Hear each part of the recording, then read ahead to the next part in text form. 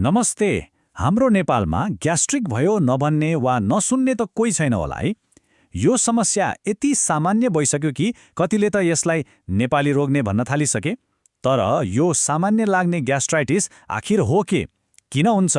अनि यसबाट जोगिने उपाय के हो त? आउनुहोस् आज यही विषयमा अलिक गहिरिएर कुरा गरौँ। पेटमा आगो बले जस्तो रुने, पोल्ने, केही खाए पनि अप्ठ्यारो हुने, यो अनुभव हामीमध्ये धेरैलाई छ होइन त? यो समस्या यति आम भइसक्यो कि हामी यसलाई खासै वास्ता पनि गर्दैनौँ। तर के साँच्चै यसलाई यत्तिकै छोड्न मिल्छ त? वा यो कुनै ठूलो समस्याको सङ्केत पो हो कि? ल, यसको वास्तविकता के हो बुझौँ है त। ल, सुरुमा त यो ग्यास्ट्राइटिस भनेको आखिर के हो त्यहीबाटै कुरा सुरु गरौँ न। यो समस्याको जड के हो त? एकदमै सरल भाषामा भन्नुपर्दा ग्यास्ट्राइटिस भनेको हाम्रो पेटको सबैभन्दा भित्री पत्र, जसलाई ग्यास्ट्रिक म्युकोसा भनिन्छ, त्यो सुन्निनु वा रातो हुनु हो। यो दुई किसिमको हुन सक्छ। एउटा हो एक्युट, जुन अचानक सुरु हुन्छ, जस्तै केही नमिठो खाएपछि। अनि अर्को हो क्रोनिक, जुन चाहिँ लामो समयसम्म रहिरहन्छ र घडिघडी दुःख दिइरहन्छ। अब नेपालकै कुरा गरौँ न। आखिर किन हामी नेपालीलाई यो समस्याले यति धेरै सताउँछ? अनि ग्यास्ट्राइटिस हुँदा शरीरले कस्तो सङ्केत दिन्छ त? यसको कारण खोज्दै जाने हो भने धेरैजसो हाम्रै दैनिक बानीमा गएर ठोकिन्छ।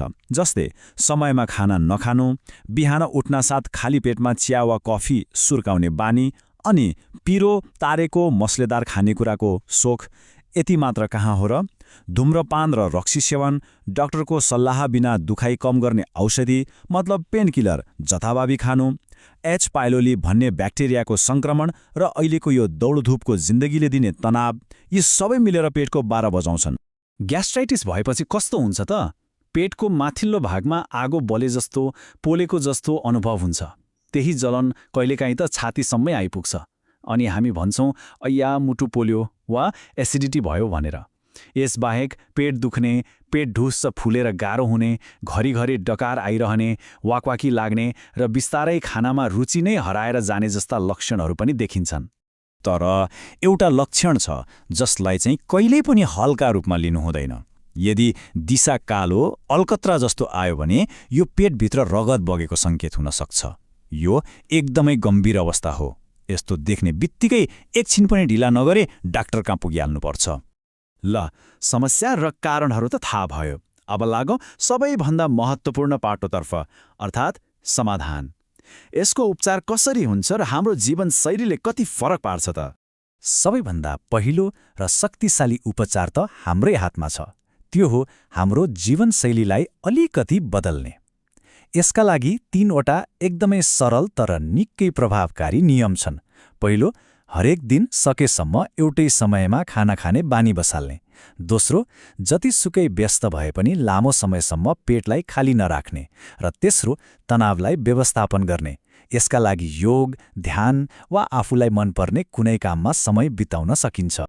अब जीवनशैली बदल्दा पनि भएन भने औषधिको पालो आउँछ। डाक्टरले पेटमा एसिडको मात्रा घटाउने औषधिहरू जस्तै एन्टासिड्स, फेमोटेटिन वा ओमेप्रोजोल दिन सक्छन्। यदि एच पाइलोरी ब्याक्टेरियाको सङ्क्रमण रहेछ भने त त्यसलाई मार्नका लागि एन्टिबायोटिकको कोर्स नै चलाउनु पर्ने हुन्छ। तर एउटा कुरामा चाहिँ एकदमै ध्यान दिनुस् है, यी कुनै पनि औषधि पसलबाट किनेर आफू खुसी खाने होइन। जहिले पनि डाक्टर वा फार्मासिस्टको सल्लाह लिनै पर्छ। अनि अर्को एकदमै महत्त्वपूर्ण कुरा, आफू खुसी पेनकिलर त झन् कहिल्यै नखानुहोस्। हामीलाई सामान्य टाउको दुख्दा वा जिउ दुख्दा पसलबाट किनेर खाइहाल्ने इबुप्रोफेन वा डिक्लोफेनाक जस्ता औषधि छन् नि, हो यिनीहरूले पेटको भित्री तहलाई बिगारेर ग्यास्ट्राइटिस गराउन वा भएकोलाई झनै गम्भीर बनाउन सक्छन्। अब आउँछ त्यो विषय जसले ग्यास्ट्राइटिसलाई घटाउने वा बढाउने कुरामा सबैभन्दा ठूलो भूमिका खेल्छ। त्यो हो हाम्रो भान्सा, हाम्रो खानपान। के खाने के नखाने भन्ने कुराले धेरै फरक पार्छ।